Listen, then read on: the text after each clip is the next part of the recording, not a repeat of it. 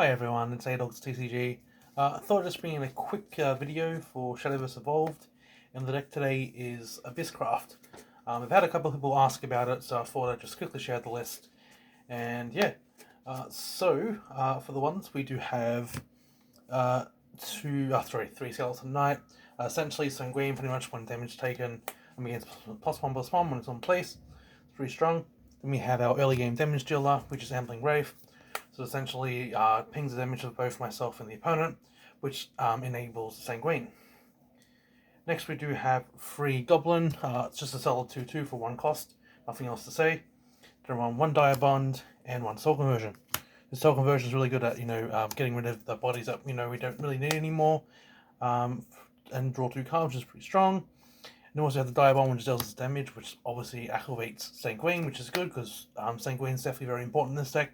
Let's draw a card as well, and then we can pay 2, tap it, sack it, and then deal 1 damage to our leader and draw a card. So again, that also activates Sanguine. Now, onto the grade 2s, or onto the 2 costs, sorry. For the 2 costs, run 3 Lesser Mummy. So Lesser Mummy is just a very solid 2 cost. It evolves into a Lesser Mummy that has Strike, and when it hits, it creates a Ghost Token with Storm, so it's very fast. Really nice grade 2. Next we have Free Spectre. So Spectres has Bane, meaning that pretty much if it hits something, it dies. It essentially like, what's the name? Death Touch in Magic.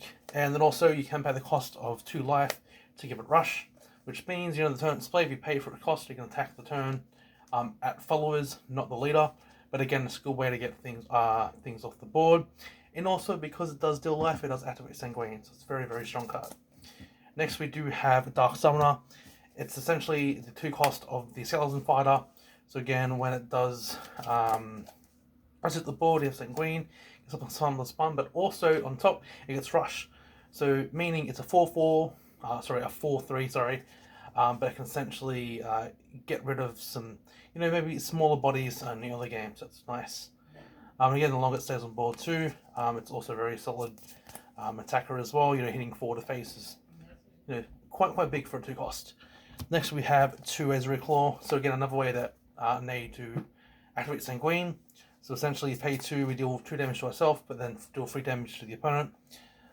Or also an enemy follower. So if we want to use it defensively, we can too. Overall, Ezreal Claw is a very solid card. We can just drop it on turn 2, deal 3 damage to the opponent, so it gets us that closer to winning. Next we have Free Craze Executioner. We run it because of the follower. Its evolved form, sorry. The evolved forms are very strong. Essentially paying a couple of life to reveal the opponent's hand, and then take 1 card of the opponent's hand. It's very, very powerful knowledge to have, especially if you know what your opponent has in their hand, if you pull off Executioner. So we run 3 Executioner.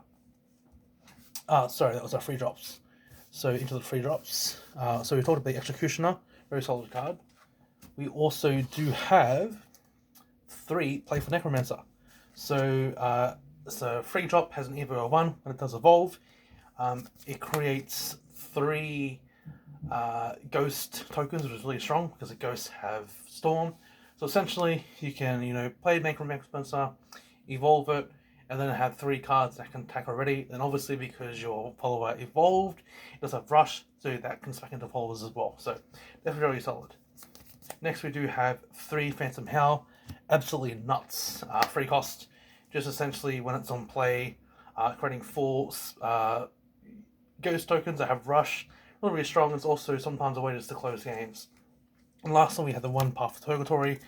So essentially, when it's on play, we draw 3 cards and then draw 3 points of damage. That means it enables Sanguine, which is good as well.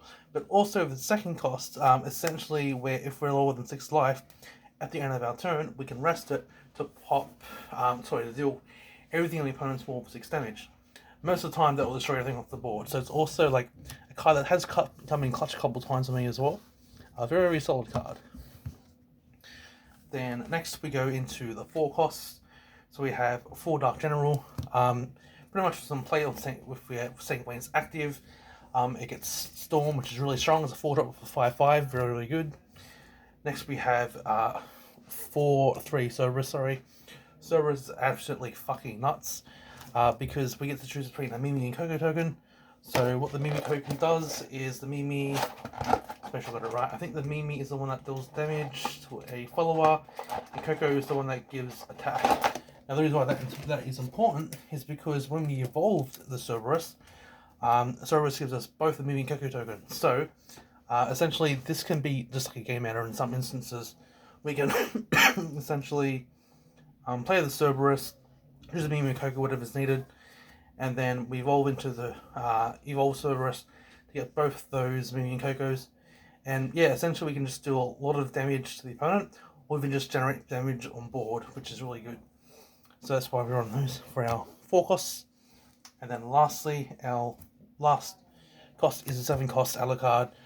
He very rarely comes up because the game shouldn't be going for that long, but if it does, we have him there. He has Storm. The other abilities we rarely ever get to, which is Necro Charge, giving it +2 attack. It's totally fine. But the last skill is has Strike. Pretty much when it attacks an enemy follower on the field, you can deal it 4 damage and give you later +4 life. So it's definitely a guy that can slowly generate some more life back and stuff as well. Definitely not bad, but I probably would cut it. Anyway, that is the main deck, and this is the evolved card. So we have the Executioner, which we talked about. Sending as a Lesser Mummy, creating those ghost tokens. We have the free Playful Necromancer, again creating those spirit tokens that have Storm, really, really solid. And then of course we have the 3 Cerberus, because Cerberus is fucking busted. So anyway, that is the deck. If you guys did enjoy, make sure to leave a like, and while you're down there, why not subscribe and hit the notification bell so when I upload another video, you will be notified. Air Dogs out, see ya!